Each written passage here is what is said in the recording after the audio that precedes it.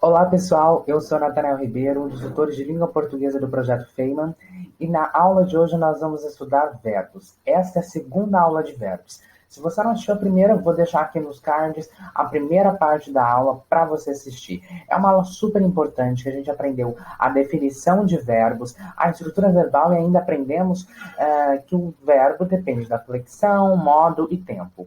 Só que o verbo ele ainda depende de outras coisas que a gente vai aprender aqui agora. Por exemplo, as vozes verbais. E o que são essas vozes verbais? As vozes verbais apresentam a forma como o sujeito pratica a ação, em alguns casos, sofre a ação. E aí a gente tem algumas classificações para as vozes verbais. A primeira é a voz ativa, onde o sujeito pratica a ação. Por exemplo, vi a professora. Outro exemplo, João penteou Maria. Então você percebeu ali que está bem relacionado com a definição que a gente deu ali. O sujeito na voz ativa, ele pratica a ação. Com o verbo ver ali, ele viu a professora, ele está praticando a ação. E também João penteou Maria, que é um outro exemplo aí de que o sujeito pratica a ação.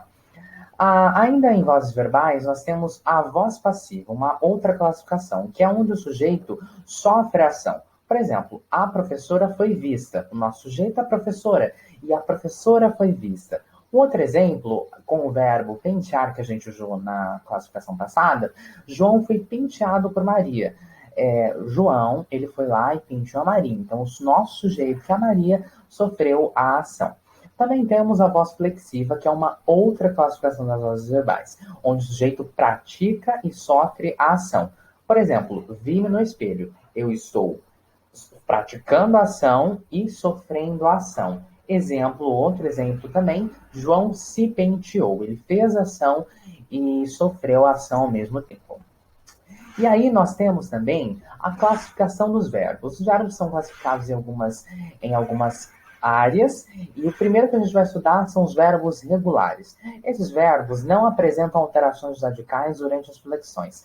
Por exemplo, cantar, cantei, cantarei, cantava e cantasse. Então, durante as flexões, eles não vão apresentar, o radical não vai apresentar alteração, vai ali no cantar. Cante para todas as flexões.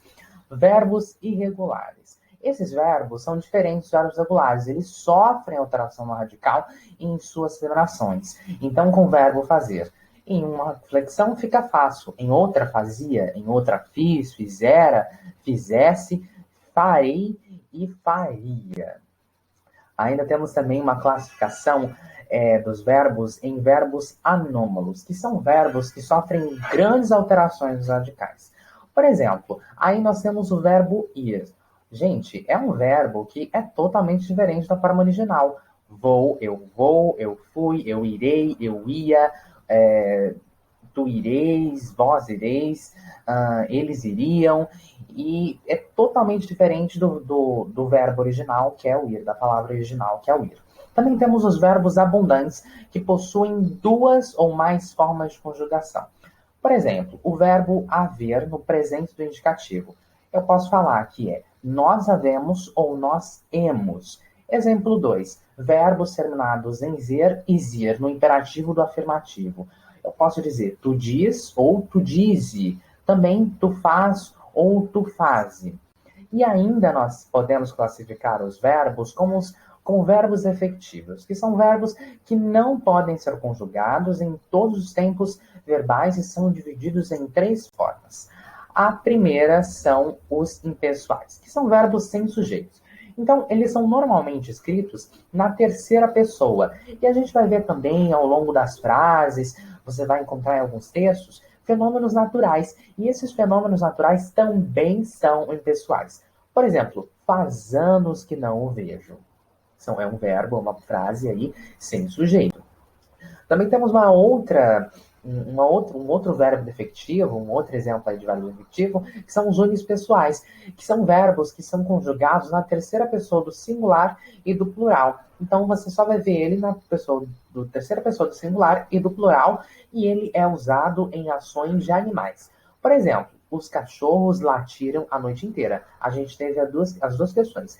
Terceira pessoa do plural aqui e também foi usado em ações de animais.